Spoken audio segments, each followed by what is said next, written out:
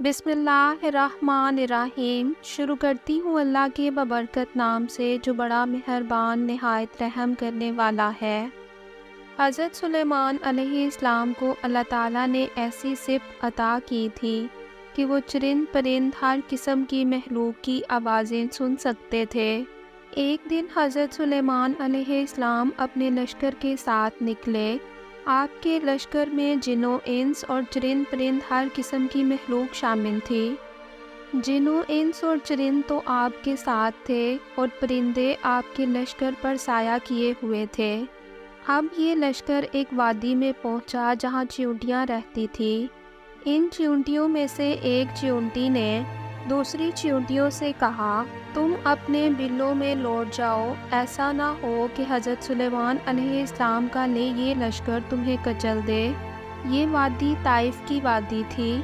حضرت سلیمان علیہ السلام گھوڑے پر سوار تھے۔ انہوں نے چیونٹی کی یہ گفتگو سن لی کیونکہ اللہ تعالیٰ نے ان کو یہ صفت دی تھی کہ وہ یہ آوازیں سن سکتے تھے۔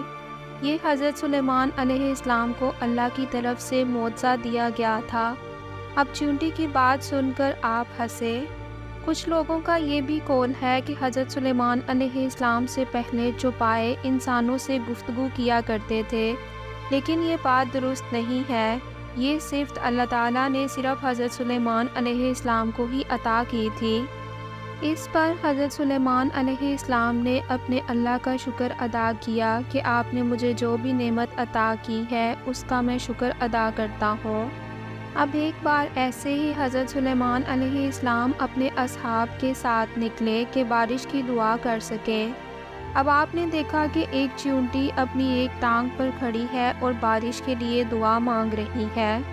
آپ نے اسی وقت اپنے اصحاب سے فرمایا کہ آؤ واپس چلیں، اس چیونٹی کی دعا کے بعد تمہاری دعا کی ضرورت نہیں۔ اللہ تعالیٰ نے اس چیونٹی کی دعا کے بدلے ہم سب کی دعا کو قبول کر لیا ہے۔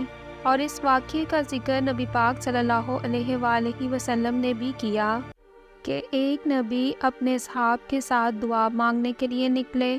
جب یہ دیکھا کہ چیونٹی اپنی ٹانگ اٹھائے دعا مانگ رہی ہے تو اللہ کے نبی نے اصحاب سے فرمایا کہ آؤ لوٹ چلیں، اس چیونٹی کی بدولت تمہاری بھی دعا قبول ہو گئی ہے۔